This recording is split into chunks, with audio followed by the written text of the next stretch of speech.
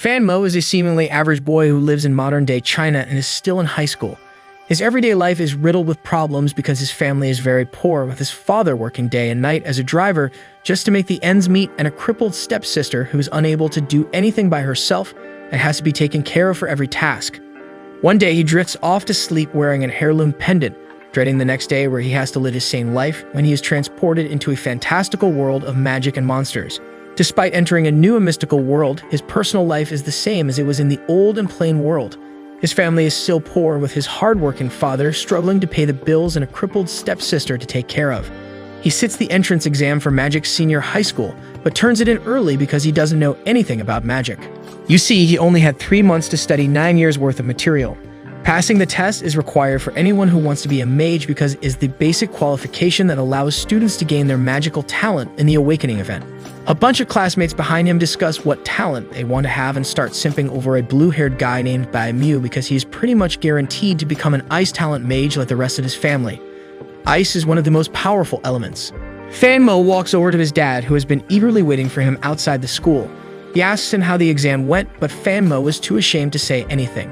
Understanding his silence, his dad tells him not to worry because he found him a well-paying job opening for a driver in a neighboring city. Not wanting to be a driver, Fan Mo begs his dad to give him another chance to become a mage that everybody respects. He refuses to stay a loser in this magical world. His dad senses his determination and tells him he will think of something if he is serious about it, and they both walk back home. The next day, he and his friend return from school together.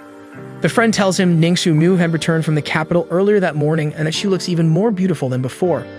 Fan Mo brushes it off and doesn't give any response. He notices his dad talking to a snobby-looking man named Mr. Mu, who he has been working for as a driver for years. He begs Mr. Mu to use his influence to get Fan Mo admitted to Magic Senior High as a favor. Mr. Mu scoffs at him, saying that not only did Mo Fan fail the exam, but he had also once tried to elope with his daughter, the heiress of the Mu family. His dad doesn't back down, saying that he will do anything in exchange for his son getting into the school. Mr. Mu agrees to help him if he pledges his house to him, and his dad agrees. Later that night, the dad tells Fan Mo that he got him admitted to the school by talking to one of his friends who is a director of Magic Senior High School. He also says that he will give the house up for rent because both him and his sister will be staying at the school full-time, and the dad is always out on his driving job anyway. Fan promises to be a powerful mage one day and make his family happy and wealthy. While doing his homework at night, he procrastinates just like you were while watching this video. Instead of studying hard to become a mage and help his family out, he recalls the time Ningxu Mu had requested him to take her away from her house. They had run away together but didn't get far before being caught. After that, Mr. Mu, along with his gang, broke into his house to beat up Fan Mo and his father for attempting to elope with the heiress of the powerful family. He still clearly remembers how Mr. Mu threatened to break both his legs if he ever laid eyes on his daughter again. The day of the Magic Awakening event, when all the students awaken their magical talent and begin their paths toward becoming a mage, finally arrives. Everyone receives a badge that will bear a specific symbol once their power awakens, along with 7 stars. Usually, the 7 stars are dark at the beginning, meaning the person is just a beginner. The stars start glowing one by one as the person becomes stronger. Having topped the exam, Bai Mu goes first and touches a crystal ball in front of the class to awaken his talent. As expected, he gets the ice talent like everyone in his family. Even one of his stars is glowing, showing he is already more skilled than the average beginner. Fan Mo goes last while everyone makes fun of him as he approaches the crystal ball.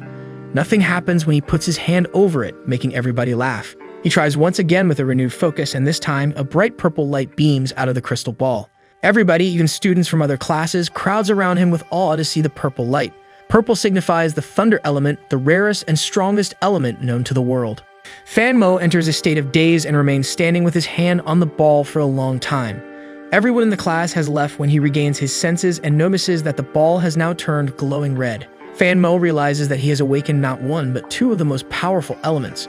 But for some reason, his classmates don't remember seeing him get the thunder talent. He can't wait to prove his classmates wrong with his newfound talents. 2 months pass since the awakening, and their teacher explains how to complete the magic release. The goal is to control the 7 stars that move at will in everyone's spiritual world by focusing your mind to bring the stars into a fixed and stable orbit. Achieving this causes one to complete the magic release, granting them their magical powers. Bai Mu already has control over 5 stars, the highest in the class. Fan Mo is the furthest behind, only being able to control one of his stars for his fire talent. After school, he sulks around over his mean classmates. He is frustrated that nobody knows he can already control 6 of his starts in his Thunder talent. Still, he always somehow loses at the 7th star, making him unable to unlock his Thunder abilities. While walking, he runs into his younger sister Xingxia at a park. He realizes she is stuck sitting on a swing because a group of delinquents took her wheelchair away. The leader likes her, but since he lacks the raise to actually win her love, he thinks blackmailing her by taking her wheelchair until she agrees to be his girlfriend is a good idea. Infuriated, Footman confronts them to take her wheelchair back, but they put up a fight. Ready to fight for his sister's honor, he channels all of his will into aligning the stars of his Thunder talent. He successfully unlocks his first Thunder ability, Wrath of Thunder, and electrocutes the leader.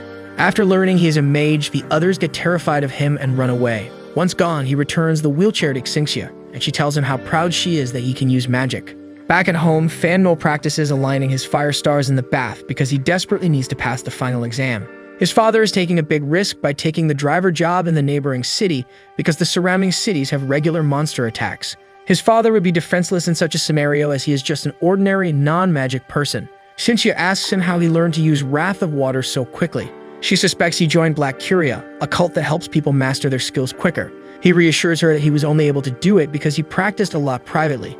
Once she leaves, he realizes that he can't show his Thunder power to people just yet because it would raise such suspicions. The Thunder talent will be his trump card while he practices hard to master his Fire talent in time for the final exam.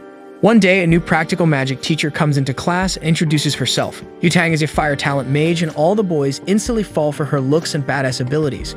Fan Mo also gains newfound motivation after watching her demonstrate her Fire Burst trick. However, while Fan Mo spends all his time working hard on honing his skills and showing gradual improvement in his classes, Bai Mu and Mr. Mu scheme over ways to make him fail like cartoon villains. They're still salty over the elopement and want to ruin his life for the incident. Mr. Mu plans on sabotaging his final exam by using a dark stone. The dark stone looks like a normal black pebble, but it has the ability to absorb magical energy from anything it touches. With the help of a corrupt teacher, he plans on having the stone planted under the crystal ball during Fan's turn to absorb the light coming out of it, which would indicate a poor performance worthy of a failing grade. With just a month remaining before the exam, the teacher explains the grading process. Students must touch the crystal ball, which judges their magical ability and glows in proportion to their strength. So the stronger a person is, the brighter the ball glows. Students can be graded between D to A, with D being the failing grade. Bai Mu asks the teacher if they will have to perform a magic release, like a nerd. The teacher points out that expecting a magic release from students within a year of learning is unreasonable, and so is not mandatory. However, if a student can pull it off, they get promoted to the elite class and are given a star bracelet, which enhances their abilities like an EXP boost.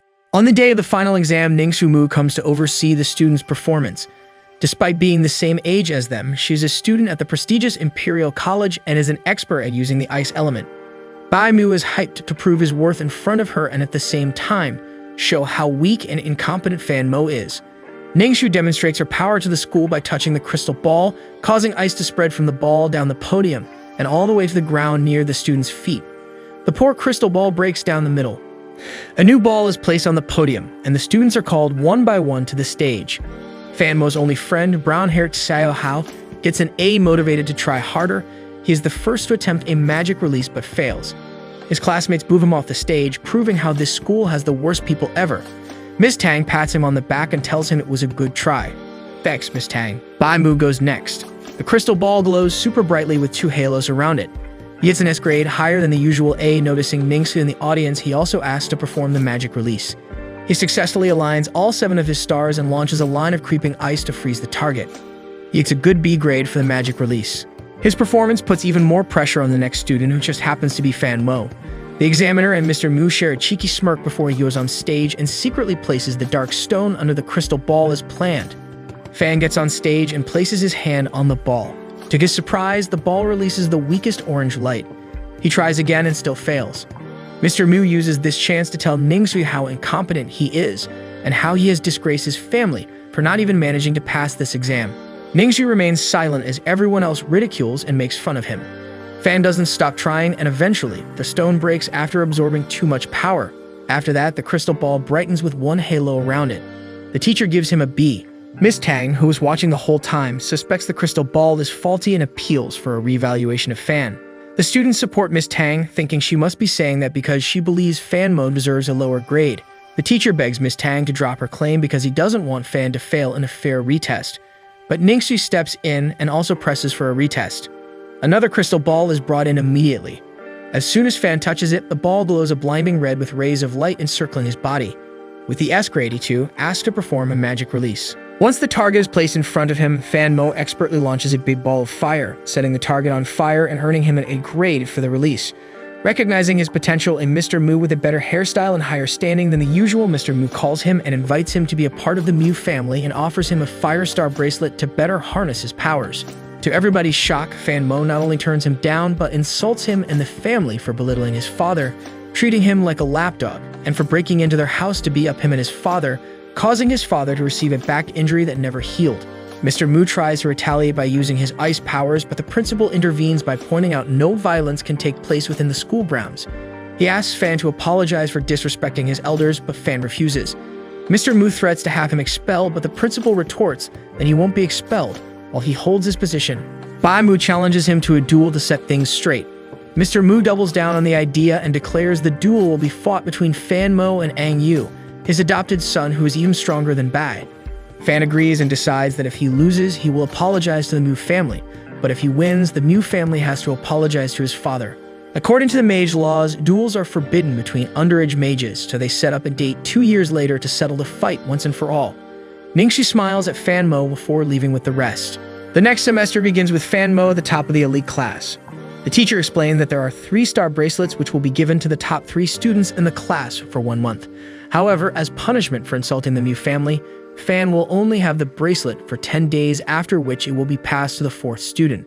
Since the bracelets are limited and highly valuable, a student returning them late or damaging them will not only result in their expulsion but also a ban from ever becoming a mage. Later that night, Fan stares at the bracelet while sitting alone in the dark. Every time he takes the bracelet out of his pocket, the mysterious pendant on his chain starts levitating. He puts the bracelet on when the pendant lifts up, unwinds, and the mouth of the fish opens up to eat the bracelet whole. Fan Mo frantically tries to get the precious bracelet back when Miss Tang approaches him from the back and correctly guesses that he lost the bracelet. He explains what happened and shows her the pendant. Upon inspecting it, she realizes that it is a one-of-a-kind magic gear that feeds on other gears like the bracelet and spurts to increase its boosting power. This explains why he was able to unlock 2 elements and how he was able to progress much faster than his peers. She advises him to keep the pendant a secret from others and grow it by feeding it other gears. She assures him she will take care of the lost bracelet matter and disappears. A few days later, the class goes on a field trip to Snowy Peak Outpost, a 24/7 heavily guarded place beyond which many man-eating monsters live. Fan goes there with his pendant clearly visible above his plain white t-shirt. Smart. The instructor there assigns them on a bounty hunt assignment. To cut them some slack for their inexperience, the whole class will be given an A if at least 1 student completes it. However, if nobody completes the hunt, the whole class fails. The students decide they'd rather give up to avoid risking their life, but the instructor calls them out for their cowardice despite being part of the elite class in the best magic school. He says that the students that successfully hunt down a monster will be awarded with a magic armor, a piece of magic gear that costs thousands. Fan, determined to get stronger for the duel, sets his sights on killing a monster. The class splits into different teams to explore the wilderness beyond the outpost, using their powers to get rid of any obstacles. 2 teams, which includes Bai Mu and Fan Mo, reach the cave that the instructor had ordered them to find. Their job is to inspect the cave to check if there are any one-eyed wolf demons remaining there after they were wiped out by the outpost mages, and to look for a star bracelet that the instructor lost down there. While the others scout the large cave in groups, Fan gets fixated on the pond outside the cave. His friend asks him what he's thinking. Fan points out that the pond is only half full despite it having rained right before they had arrived to the outpost, and the water line is still visible, indicating that something huge must have drank half the water from the pond. The friend panics and rushes to tell the others. Of course, they don't believe him and Fan and tell him to stay behind if they are too scared to enter the cave. Literally 10 seconds after entering, they face a giant wolf, causing everyone to scream and run around. Bai Mu tries to use his powers, but fails to concentrate and almost gets bitten by the wolf. Another fire student tries to take it down, but Fan Mo carries her away before it pounces on her. While all the students are losing their mind, the instructors and teachers watch them from atop a cliff. In reality, the wolf isn't a one-eyed wolf demon, but is simply one of the instructor's much less fierce pet archwolf. It is simply a test to see if the students can use their magic in real dire situations. Just when the lead instructor believes none of the students are up to the mark, they see a flash of blue light come from the cave. Bai Mu successfully uses his level 1 creeping ice ability to lock the wolf in its place. After seeing Bai succeed, the same female student breaks out of Fan's hold and runs back to the cave to fight the wolf as well. All of her level 1 fire burst does is to melt the ice that Bai casts and set the wolf free completely unhurt. Another student with the thunder talent tries to save them, but it only stops the wolf for a couple of seconds. Realizing that level 1 magic has no effect on the wolf, Fan finally focuses and unlocks his level 2 fire ability, Cremation. It sets the wolf on fire, causing it to leap into the pond. The instructors and teachers are delighted to see a talented mage among the students, but the Wonder realizes that he no longer has control over the Archwolf. So far, the owner had it under his control so that it would not hurt the students. Now that it is completely free, they are under actual danger. The wolf first targets the girl, but Fan's brown-haired friend uses his wind powers to quickly take her away from the wolf's sight. Bai Mu tries to follow that with an attack, but the wolf jumps over him and tries to reach Fan. They all run deeper inside the cave while the wolf follows them. One of the classmates suggests they should run away while the small group fights the wolf so that their deaths aren't wasted. Thankfully, the others refuse to leave behind their friends. At this point, the lead instructor charges into the scene with angel-like wings and asks where the wolf is. Fan and his friend flee from the wolf with the help of his wind powers, but the wolf ends up hurting the friend when he tries to protect Fan from an attack. Angered after seeing his friend get hurt, he faces the wolf head-on, this time with his thunder talent. The wolf slows down after being electrocuted when Fan notices a giant spike hanging over the wolf. He uses his level 2 fire powers to make the spike fall and pierce right through the wolf's body. Once the wolf collapses on the ground, a small white orb comes out of the wolf and gets absorbed by his pendant. He doesn't waste much time thinking about it and rushes to his unconscious friend's aid. The lead instructor catches up to them and is shocked to see the wolf dead. Fan explains that he used his fire powers to make the spike kill it, but the instructor is still skeptical over how the Archwolf failed to dodge it with its razor-quick reflexes.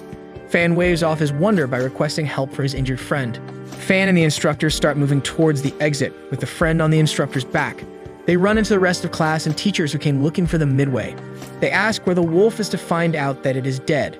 Everybody assumes idiot instructor had killed it, and the owner demands to know why he killed it even though it wasn't a real threat to the experienced instructor. He explains that it wasn't him but Fan Mo that had killed it before he found them in the cave. Everybody finds it hard to believe how a mere student can fight a monster to death, with some still suspecting the instructor had ended its life. The owner runs to his pet's corpse and starts crying while hugging it tightly. The wolf didn't deserve to die for this school test. Nevertheless, this is the event that makes all his classmates recognize Fan Mo's strength. They finally praise him for his abilities and thank him for saving their lives. Miss Tang points out how if the wolf wasn't under control in the beginning, those who weren't able to use magic to protect themselves would have died. In real life, monsters are merciless beasts that kill indiscriminately, and they must learn to face their fear and fight them. The lead instructor announces that the students who manage to use magic against the wolf get special recognition for their courage, and the whole class gets an A for passing the test. Fan Mo gets an S grade and a magic armor for being the one to kill the wolf. During the award ceremony, the head even invites Fan to join their institution in the future for a comfortable life. However, his mind has been busy figuring out how Fan actually managed to kill the wolf. He remembers noticing how the ground was scorched around and below the wolf's body and how the wolf's face had strange black marks. His thoughts are interrupted by a guard who alerts him of Bone Wolf demon spottings in the west of their territory. He quickly gets into action and orders all the guards to find and kill the monsters. 2 months after the field trip, Fan Mu continues practicing his magic. After the wolf attack, he realized level 1 magic has no effect on monsters and that he needs to work on powering up. He had been spending all of his time practicing his fire talent so far to show his abilities to others, but he also needs to improve his fire talent to get it up to level 2 at least. If it hadn't been for the giant spike, him and his friend would have died in the cave. According to Miss Tang, his pendant accelerates his progress by absorbing other gear, spirits, and monsters. If he is able to absorb more, he can upgrade his pendant to a spirit gear level, which can give him a 40% boost compared to the current 20%. So he decides to become a bounty hunter to earn money to feed his pendant and gain combat experience. The next day, he walks into the bounty hunter's hall with a black mask on to cover his face. The bounty hunter's hall is where the latest bounties with their money prize are listed for bounty hunters to pick from. There, he overhears a man give advice to a young mage about what gigs to take. He approaches him to ask him if the monster hunter group is recruiting, to which the man points to a long line of applicants. The man advises him to save his time and look for simpler jobs, as the monster hunters are highly selective and only seasoned mages get in. Fan still wishes to join because the monster hunters fight monsters in the city, and remaining in the city would be most convenient in order to attend his classes as well. The man says that if he has the fire talent, it'll be much easier to get in. He asks if it would be easy with Thunder, and the man laughs, thinking he's joking. Since Thunder is so rare of an ability, even a newbie can get into any group. With this information, Fan gets in line to apply for the opening at Monster Hunter. Everyone before him gets rejected, causing the captain to get frustrated over the inexperienced applicants who underestimate the skills required to be a part of the group. For Fan Mo's turn, the junior employees ask him about his qualifications and almost turn Hai away for not even being a certified hunter. However, he demonstrates his Thunder talent to them, causing them and everyone in line to gape at the sight of an element they've never seen before. The captain bursts through the door and welcomes him into the Monster Hunter group, ignoring his inexperience and dismisses all the other interviewees. He starts introducing Fan to the main members, starting with the deputy, an ice mage named Tang Kai. Fan recognizes her as one of Ningxu's cousin and hopes that she doesn't recognize him. The rest of the introductions are interrupted by intel that a girls' junior high school is under attack by demons and that one student is missing. The captain asks Fan to go back home, but he asks to join them on their mission, to which the captain agrees. On their way, he keeps trying to call his sister because she's a student at the school under attack. He worries that his sister could be the one missing. Once they arrive, the captain delegates different duties to the members and instructs Fan to inspect the canteen. At the canteen, Fan gets jump-scared by his phone's ringtone. He answers it to hear his sister's voice.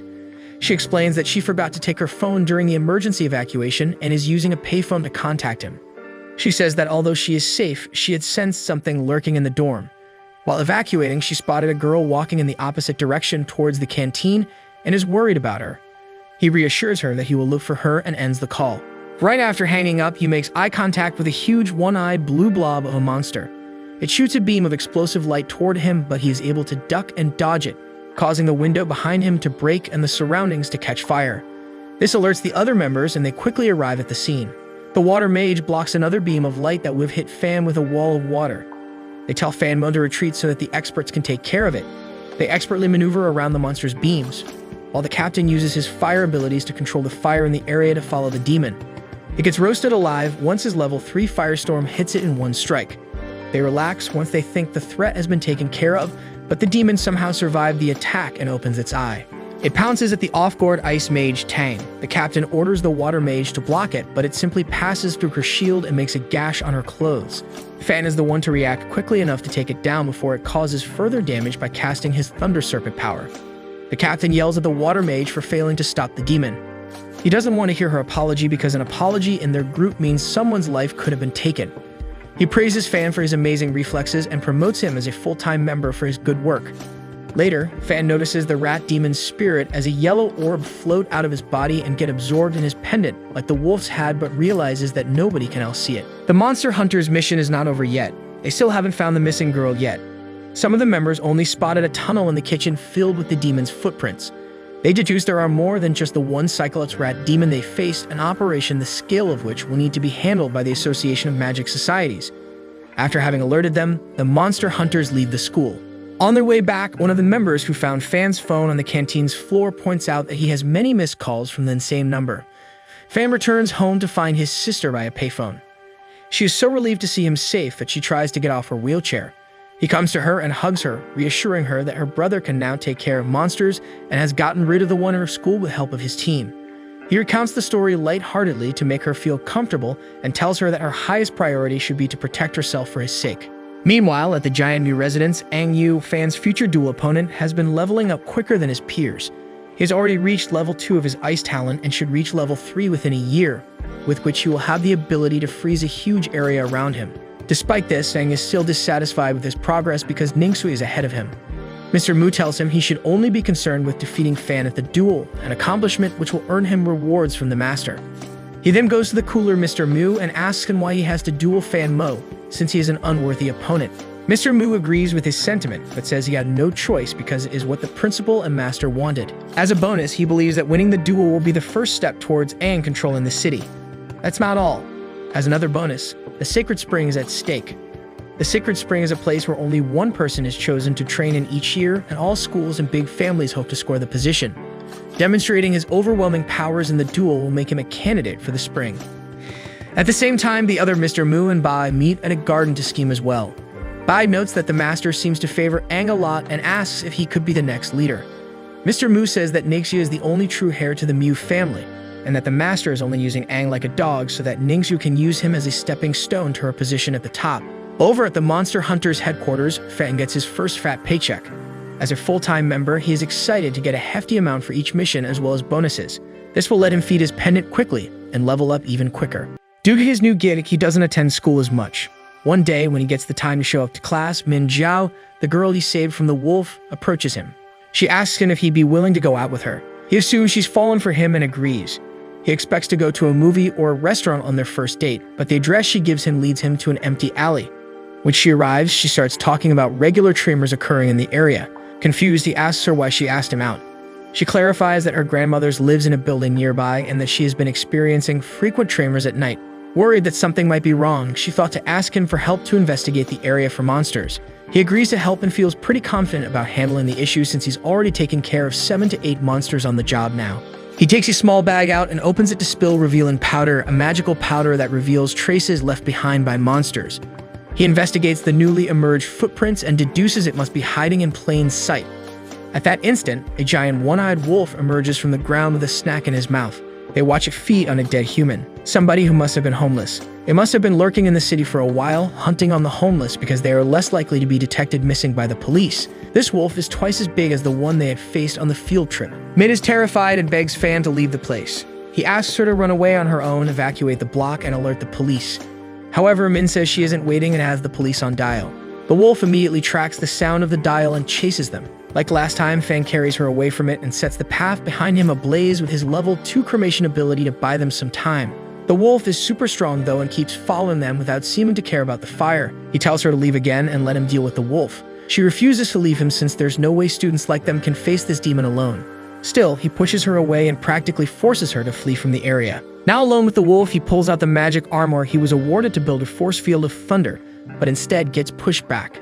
Next, he tries to use his fire powers but is interrupted by the timely arrival of Tang Kai, the ice mage who happened to be in the area when Min was alerting the civilians to evacuate. She casts a strong ice spell to freeze the demon's legs in place. Without his black mask, she recognizes the boy on the ground as Mo Fan, the one who disgraced the Mu family, and sternly tells him to leave.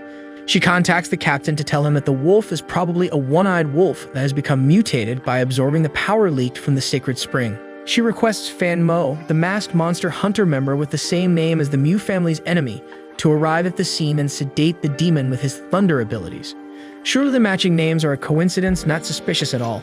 Fan rushes in last, with all the members already there waiting for him. They had built a dome of ice around the wolf by the time of his arrival. He uses his level 1 thunder power to sedate it. The Capitan decides the best course of action is to wait until members from the Magical Societies associations show up to handle the situation, since using his fire powers may simply melt the ice dome and let the wolf loose in the city. The wolf eventually breaks out of the dome and starts evolving into a thorn-faced wolf, with spines growing out of its back. If it transforms completely, it will become way past the Monster Hunters leagues.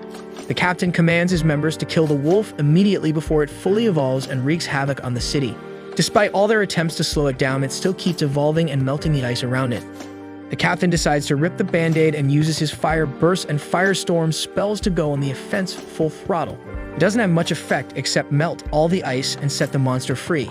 It pounces at the hunters, but the water mage conjures a sturdy wall of water to block it, but it merely slows it down for a few seconds. The captain follows up by using his level 2 cremation power, while the earth mage makes pillars of rock appear in front of the wolf. The wolf runs right through them like they're made out of Play-Doh. Another wall of water appears in front of the captain to protect him, but the wolf penetrates it, causing the captain to get assaulted with a wave of water. Ice doesn't have any effect on it either, and the wolf deflects the ice shields they conjure with its tough spines. One of the shards hit the captain, dealing severe damage to his arm. Fan uses his level 2 thunder ability to cast a thunderstorm. Being particularly vulnerable to thunder, this is the first move that slightly hinders the wolf. It struggles to move past the thunderstorm, while its evolution also slows down. While Fan keeps it at bay, 2 hunters carry the captain to a safer distance. The party, knowing they have no chance of beating this monster, considers retreating, while Fan holds it back as long as he can. Infuriated at the suggestion, the captain reminds them of their duties as monster hunters. If they hold their ground, at least they can keep the wolf in control until help comes, even if they lose their lives doing it. However, if they flee, thousands of innocent civilians will die. Despite his grave injuries, he stands up straight and helps Fan with his fire magic. Right at that moment, a flood of water appears out of nowhere and submerges the wolf. The mages are shocked to witness a mid-level water-powered tsunami in front of them. That well-dressed, long-haired man approaches Fan from the back and tells the monster hunters to stand back as he takes care of the beast. He then sprints towards the weakened wolf and summons the mid-level tornado skill. A tornado appears, sucks the wolf into its spinning vortex, takes it to a great height, and drops it to its death. The spirit of the dead thorn-faced wolf gets absorbed by Fan's pendant. Turns out the man is Mr. Yang, an experienced and powerful member of the Association of Magical Societies. He and the hunters discuss if they should sound the city alarm due to the recent high-volume emergence of monsters in the city. Mr. Yang thinks the alarm would only cause panic among the people and recommends increasing manpower for city patrol for the time being. After the mission, Fan tries to figure out what's up with his pendant. It has become heavier and bigger since it absorbed the wolf's spirit. While looking at it, the pendant starts glowing a bright blue. He guesses this must mean that it has leveled up to spirit level. With this new level, he will be able to progress even faster and might even reach level 3 in both his fire and thunder talents by the time of the duel. All things seem to be going well for him. The next time he meets his sister, he gives her some of the money he's earned as a hunter to buy a phone to replace the one she lost on the day of the school monster attack. She shares that she's awakened the healing talent, a type of white magic. Usually, beginners can only awaken elemental magic like fire, thunder, water, etc., but her teacher said there are some exceptions. She says that she knows whatever he's doing to earn money is dangerous and offers to help him with her magic if he ever needs it. The next day, Fan goes to the principal's office to discuss the upcoming duel. It will take place on the day of Aang's coming-of-age ceremony, and the new family is making it a huge deal by inviting all the celebrities and big names to the ceremony. The intention is clear. They intend to make the duel the event's highlight and showcase Aang's abilities. The principal points out that this is only one of their motives. They also wish to secure Aang's place in the Sacred Spring that year. The school wishes to send their top student, Fan, to train there, since only a single mage is allowed to train there each year. Fan will have to defeat Aang to prove his worth for access to the spring. Even though they believe Aang has the upper hand in terms of magical and training resources, they ask Fan to give his best try at the duel to earn the school some recognition. He realizes that even his own school doesn't have much faith he will win. Still, he stays determined to win, restore his family's honor, and enter the Sacred Spring to become a mid-level mage. The day of the coming-of-age ceremony is fast approaching. Master Mu tells Ningsu how he has put so much effort into Aang's development so that he can ultimately become Ningsu's loyal assistant. She is destined to control even more than just this city. She asks him if the duel must take place publicly, to which the master replies that Fan has caused extreme shame to the Mu family and must be shamed publicly as well. She excuses herself and leaves the room. She approaches Fan sitting alone in a spot overlooking the Mu mansion, from where he can see the stage of the duel that will take place the next day. She advises him to skip the duel and run away from the city because Aang will show no mercy. Fan turns down the idea, explaining that her father is a bully who would relish in backing down. He wishes to honor his own father, who has worked all these years to raise him and his sister without their mother, who abandoned them shortly after Xingqi's birth. He never complained, even after being beaten up and shamed by the Mu family for his son's mistake. He wants to prove to his dad that all he gave up for him to become a mage wasn't a waste, while also proving to the world that his dad isn't a fool. The ceremony day finally arrives. Tang graciously greets the monster hunters at the mansion, but immediately changes her tone when Fan arrives unmasked. The other hunters miss their teammate Mo Fan, who said he couldn't come that day. When they see Fan's back while walking inside, they feel like they recognize him from somewhere. Tang explains that they had seen him briefly when arriving at the Wolf Demon's scene, before she had ordered him to leave. They find more similarities between Fan and Mo Fan, but Tang assures them that their Mo Fan is 10 times more talented. Fan's classmates meet him while he gobbles up food before the duel. They come to show him support, but he seems carefree enough on his own. His dad was also invited to see the duel. Master Mu takes to the stage to raise a toast to Aang and his future in leading the city. Amidst the cheering, he announces the duel to the guests. Everybody gathers at the arena to spectate the much-awaited duel. Aang confidently strides toward Fan, armed with at least 3 kinds of magic gear. The two firmly shake hands, Aang casting a spell to freeze their hands while Fan counters it with a fire spell to melt it. Then they take up opposite positions in the arena, facing each other. Master Mu signals the duel to commence. Aang goes on the offense first by sending a sheet of ice using level 2 magic, which Fan promptly melts with Fire Burst. Fan retaliates with multiple level 2 cremation fireballs, which Aang dodges with swift speed thanks to the magical earth element shoes he has equipped. Aang surprises the crowd by unleashing the level 3 ability, Creeping Ice Storm, to rapidly freeze the whole arena ground. The Ice Storm is capable of freezing a one-eyed wolf to death in a matter of minutes. It seems to be a quick end to the duel, but Fan persists with a wall of fire to protect him from the cold. It is, however, snuffed out eventually. The principal insists on ending the duel at that point, as the ice storm may kill Fan, but Master Mu prolongs it by saying the Fire Mage should be able to withstand for longer. Fan tries to unlock his level 3 firepower for the first time, but the sub-zero temperature makes it hard to concentrate, and he has always failed at focusing the 5th star into orbit. However, the desperation of saving his life allows him to align all 7 stars. He casts a powerful level 3 Ignite spell, successfully keeping the ice at bay. He then launches attacks on Aang, who dodges them with his shoes. Fan decides to use a different weapon and unleashes his newly obtained level 3 Firestorm attack. The large-scale offensive spell hits Aang, causing him to hit the ground and injure his legs. The audience is in awe to see a beginner from a poor family take Aang down. Aang is not done though. He gets up and removes his scorched cloak to reveal magic armor underneath. The head instructor from the Snowy Peak outpost, who was watching the duel, gets up from his seat and announces Fan to stop fighting. The magic armor is fireproof, and the audience has already recognized his great abilities. Aang scoffs and eggs Fan on, saying he should surrender because his poor father can't afford anything to make him win. Not wanting to hear yet another insult being thrown at his father, Fan refuses to surrender. He finally pulls out his trump card, his Thunder talent. Everybody, including Aang, is beyond shocked to find out that he has not one but 2 of the strongest elements at level 3. He unleashes a mighty Thunder Dragon that penetrates Aang's armor and shatters it to bits, ending the duel once and for all. The amazed audience cheers for Fan's victory while the Mu family bang their heads against the wall. Fan, the hero, is finally able to make his hardworking dad proud and proves to the world that he and his family are worthy of recognition and respect.